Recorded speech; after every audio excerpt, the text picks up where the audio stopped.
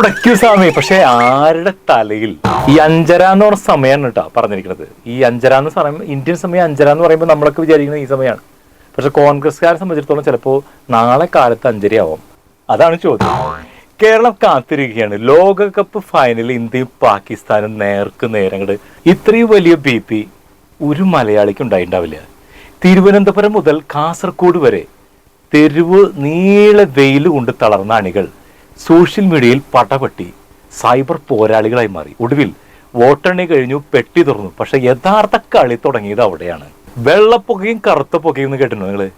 ഇപ്പോ അത് പണ്ട് റോമിലാണ് ഈ കറുത്ത പുകയും വെളുത്ത പുകയുടെ കഥ. ആ കഥയുടെ പറഞ്ഞിട്ട് തുടങ്ങാം നമുക്ക്. പോപ്പിന് തെരഞ്ഞെടുക്കുമ്പോൾ വെളുത്ത പുക കണ്ടാൽ പോപ്പ് തെരഞ്ഞെടുത്തു എന്നാണ് ജനങ്ങൾ അറിയുക.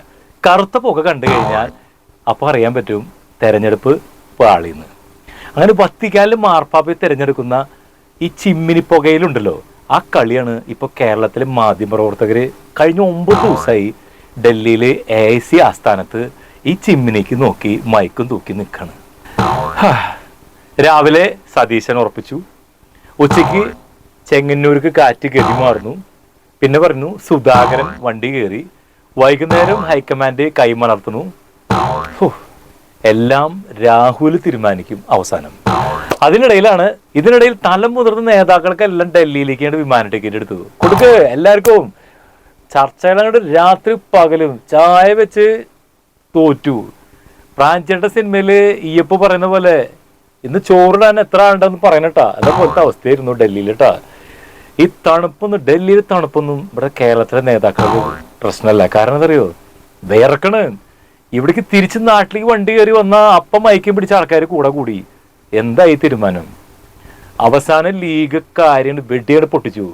ഡെഡ് ലൈൻ വയനാട് ഇനി കടന്നാൽ ആര് കടന്നാൽ ഈ 2 പേര് രാഹുൽ ഗാന്ധിയും പ്രിയങ്ക ഗാന്ധിയും വയനാട് വന്ന് വോട്ട് അഭ്യർത്ഥിച്ചാൽ നെല്ലം തൊടാണ്ട് പൊട്ടിക്കും.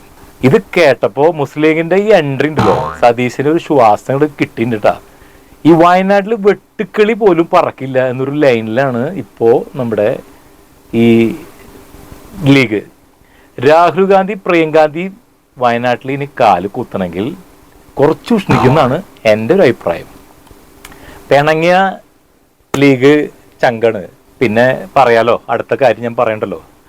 കോൺഗ്രസിന്റെ കൈ നനയാതെ മീൻ പിടിക്കാനാവില്ല എന്ന് എല്ലാവർക്കും അറിയാം. അവസാനം പ്രാന്തായിട്ട് ഒന്നും മിണ്ടാണ്ടിരിക്കുന്ന പന്നിയൻ രവീന്ദ്രൻ പറയാണ്, ഇതൊരു തരം ജനാധിപത്യ സർക്കസായി മാറിയിട്ടുണ്ട്.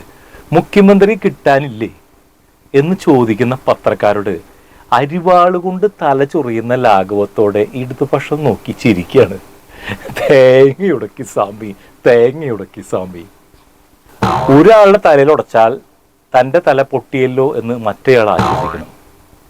ആ ഒരു ഗതികേടലാണ് ഇപ്പോൾ നിൽക്കുന്നത്. കേരളത്തിലെ ജനങ്ങൾ TV സ്ക്രീൻ നോക്കി സ്കോർ ബോർഡ് നോക്കിയാണ്. Satheesan 49, Satheesan 49 not out, Chennithala 48 not out, AC 49 not out, high command duck out ആവാനാണ് സാധ്യത കാണുന്നത്. ഇങ്ങനെ നോട്ട് ഔട്ട് അടിച്ച് നിൽക്കുന്ന നമ്മുടെ സ്ഥാനാർത്ഥികൾ നമ്മുടെ മുഖ്യമന്ത്രിയാകാൻ കുപ്പായം തയ്ച്ചിരിക്കുന്ന ആളുകളിലെ ഇവിടെ ഡെക്ക് ഔട്ട് ആവാൻ സാധ്യതയുള്ളത് ഹൈക്കമാൻഡാണ്. ഇതോടുകൂടി ഹൈക്കമാൻഡിന്റെ കമാൻഡ് അവസാനിക്കുന്നു തോന്നുന്നത്. ഇന്നെങ്കിലും ഒരു തീരുമാനം ആയില്ലെങ്കിൽ ഈ ചാനൽ പരിപാടി തന്നെ കൊണ്ടു നടക്കാൻ തന്നെ എനിക്ക് നാണാവാണ്. ഇതൊരു രസമാണ്.